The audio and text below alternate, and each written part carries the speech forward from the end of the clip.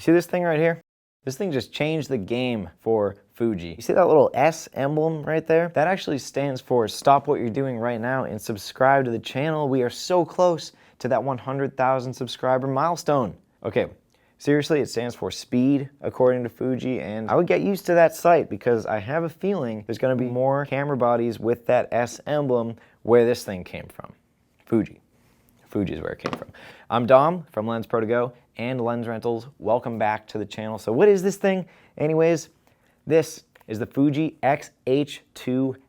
This is like the first serious video focused camera that we've seen come out of Fuji. Yes, other Fuji bodies have had impressive video specs, like the X-T4 is phenomenal as a hybrid, and that X-H1 was the camera that pretty much originally showed us that Fuji is paying attention to their video users. But I'm telling you, this Fuji X-H2S is just on a whole nother echelon in terms of video capabilities compared to those two bodies. And I was actually chatting with a couple of folks from Fuji, and I could just like tell how genuinely excited they were about a couple of the improvements that went into the X-H2S. And now I'm all giddy and excited and tossing my gear around because I've got this Fuji X-H2 body here in front of me today, and also a couple of great Fuji X mount lenses to try this thing out on. So over the next two videos, I'm going to be taking a deep dive, putting it all down on the table. I'm going to tell you everything I think you need to know about the Fuji X-H2S and a couple of the accessories that they've rolled out around the release of this body. In next week's video, I'm gonna roll a whole bunch of sample footage taken from the X-H2S. Everything that you'd wanna see, 6K RAW, externally and internally. It's 4K modes, up to 120 FPS. I'll throw some stills shooting in there, F-Log versus F-Log 2. It'll all be there. It's gonna be sweet. This video is gonna be the one with the words and stuff in it though. So let's get started, and I'm excited about this, all right? This is a big thing.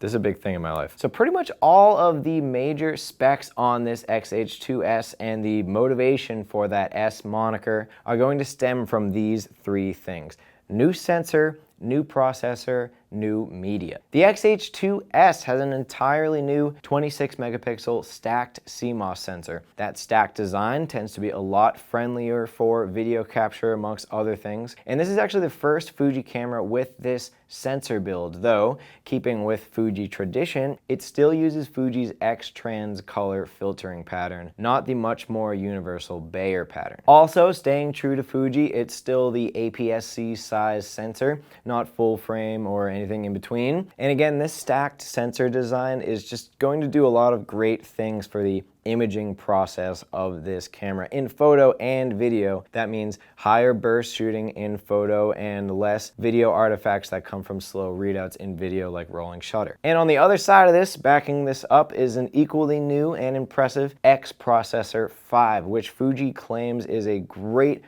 improvement from the previous version. So in video, this new sensor processing combo is going to improve a lot of things: autofocus actuation speed, artifacts like rolling shutter, and it's going to help this camera unlock those higher frame rate modes, namely 4K at 120 FPS. And at this point, when I say 4K at 120 FPS recording, your mind should just automatically be jumping to CF Express media, because a new sensor and a new processor would hardly mean anything if it wasn't writing to a super fast type of media like CF Express. So now let's dive into media, bit rates, and recording modes. So this camera takes one UHS Type 2 SD card and one CF Express Type B. And yes, there's going to be limitations on which recording modes can be recorded to which media, which Fuji does an excellent job of parsing out in this menu right here, which we'll get into in a second.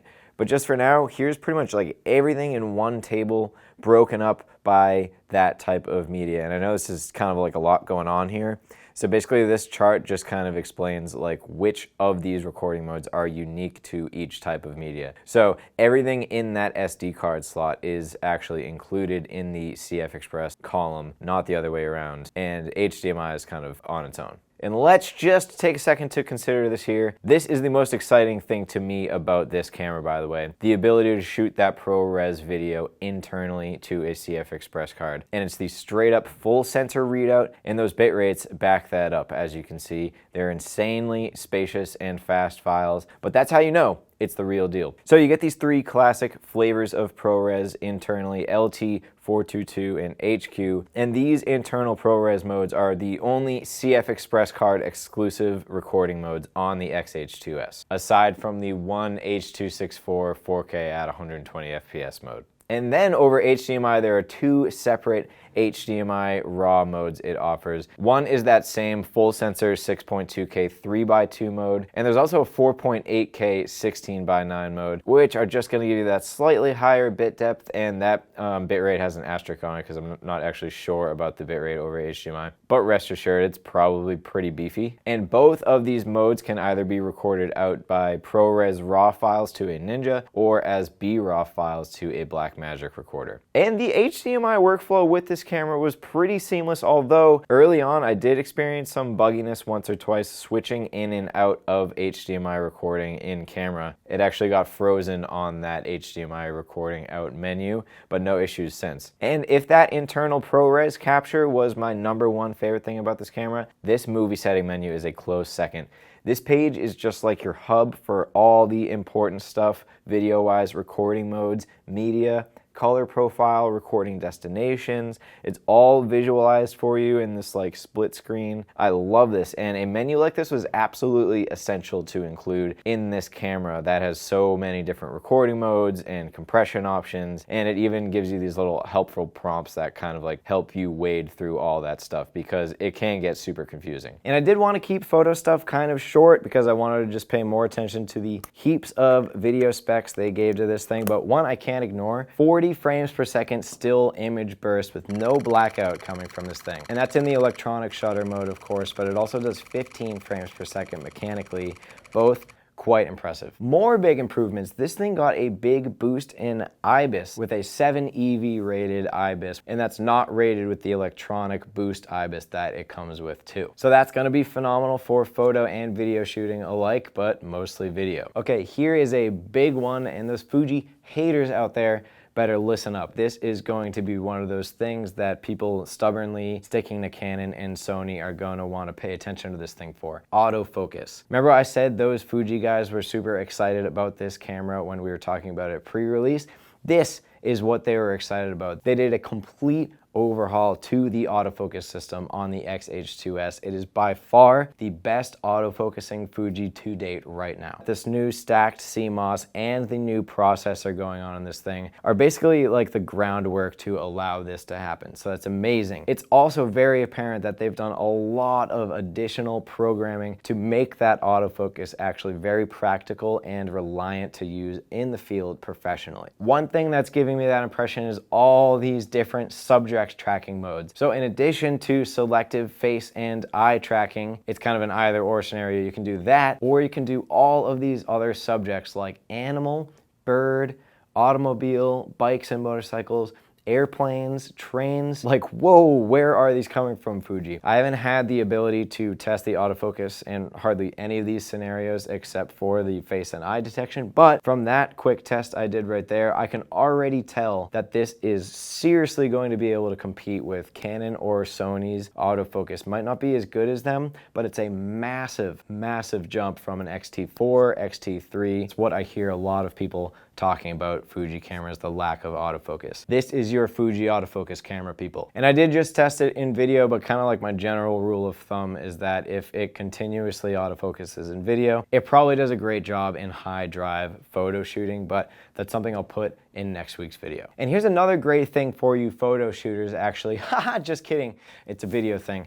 F-Log 2. So we have an entirely new camera profile with the release of the X-H2S F-Log 2, and this is how you're going to get the highest internal dynamic range on this thing. The main difference between F-Log and F-Log 2 there is just the F-Log 2's noise floor is just a little bit higher. The base ISOs kind of tell the whole story there. Regular F-Log's base is 640, and F-Log 2's base ISO is 1250. But that's actually going to allow F-Log 2 video to retain grain, much more detail in the highlight region rather than the shadow region. So again, base ISO outside of log is 160. Base ISO for F-Log is going to be 640. And F-Log 2 is 1250. So here's another nice tool. Actually, you're going to be able to do a micro shutter speed adjustment on the X-H2S. This is nice when you encounter weird fluorescent bulbs or just strange light fixtures with weird refresh rates. This kind of reminds me of the synchro scan feature on the Lumix cameras, which have got me out of a pinch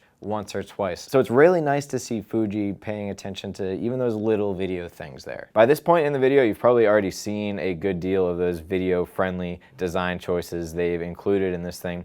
The articulating screen, one designated recording button at the front here, a lot of grip area, and the handle of this camera is excellent for video too. It's very sturdy, and it's a much deeper grip than in a lot of other Fuji bodies, say like the X-T4. And the video and photo modes are still on the dial though, which I don't mind, but I was expecting something along the lines of like a toggle between stills and video, like a switch or the little collar that was under the dial on the X-T4. This you might have actually figured out when we were talking about external recording, but we got a full-size HDMI. My goodness, I'm not going to be able to externally record it anymore if I keep doing that. We have a full-sized HDMI on this thing. What you can't see is that it's a HDMI 2.1, the protocol that allows for 8K video capture externally, and also, in the case of this thing, 4K at 120 FPS. And actually, aside from this HDMI door, which does just do the kind of spinny, dangly thing, all the inputs and outputs here have a nice little door that allows them to rigidly open, so that's all just super accessible, which makes rigging this thing just that much easier. So you've got your HDMI, like I said, 3.5mm headphone and microphone jacks, and this USB-C here for PC connection. And also the battery can be internally charged through the USB, as well as being able to power the camera. And also in between those inputs and outputs there, these two little holes are a pretty powerful speaker actually. Speaking of that battery, we did get the same recently updated Fuji battery that came on the X-T4, the NPW235 battery pack, which to be honest at first I was a little concerned about, just considering the beefy video capabilities of this thing. I really thought it was just gonna like suck one of these things dry. It wasn't so bad, but if you're shooting video on this thing, seriously, I would maybe invest in one of those battery grips or just a lot of these batteries. And there are third-party USB power supplies that would be capable of powering this camera body, but I don't think Fuji's listed any yet, and that stuff just kind of makes me nervous anyways. There are a few different fan modes on the X-H2S, which I think is pretty cool. Another thing we're used to seeing with much more heavy-hitting video spec cameras like the R5C and the FX3, things like that. However, these fans were clearly not enough, because alongside the release of this camera, Fuji has released a cooling unit extension for this thing, as well as two other grip extensions. So let's quickly chat about a couple of those accessories. So I don't have this cooling unit with me, but essentially what it's going to do is attach to the back part of this camera via these two little screws right here and contact pin, and just give the camera some extra cooling power from the heat that I guess it just generates on this backing part right here. I don't know if it's like tethered to like any menu options in camera, like once it's on you'll be able to adjust its speeds or anything like that. I really don't know. Also, questions. People don't really seem to be having overheating problems on this thing, so they just roll out like a whole nother accessory that doesn't change anything really on paper. They just say it increases those times, so it's just more of like a security thing, I guess. So I really am just gonna have to get one of those cooling units in to test it out for itself, because too many question marks for me right now. But another almost kind of related thing, you see these little contacts at the bottom of the camera right here? Well, that's because there are two grip extensions that they've rolled out for the X-H2S and I hope the other camera bodies that are going to fit the form factor of this line. One is going to be the VG-XH battery grip, $400. It's just a straight up vertical grip that holds two of these 235 batteries. And then there was the much more recently released FT-XH battery grip at a whopping $1,000. The main feature on this thing, file transfers. The FT-X-H is going to allow for super fast wired and wireless image transfer. Tethered studio workflow via LAN is going to be a total possibility there, but also wireless LAN transferring up to 600 Mbps over Wi-Fi with support for mobile devices. And so again, like I said, I don't have any of those accessories with me today. If I did, I would love to put them into the test, but I don't. So that is pretty much gonna wrap up this video. That's pretty much everything I wanted to tell you about the X-H2S, but I actually forgot one thing, $2,500. And you should really think about that for a second, because consider everything we talked about and just how professionally video capable this is, and you would come to the conclusion, like I did, that they could charge a clean extra $1,000 for this thing. And maybe you're like, Dom, there's $1,000 accessories that they expect you to buy with it. And so I'd normally say yeah, but I don't think any of those are going to be really essential to this camera's experience. I think they're there if you want, but what Fuji rolled out here is a totally self-contained, very professional and fun to use hybrid camera body. If you have any questions about the Fuji X-H2S,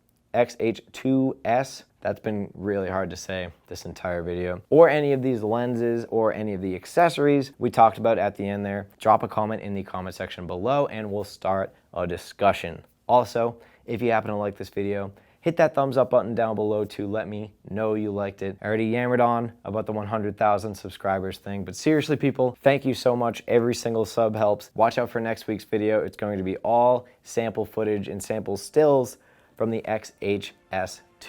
Nope, the X-H2S. See you later, everybody.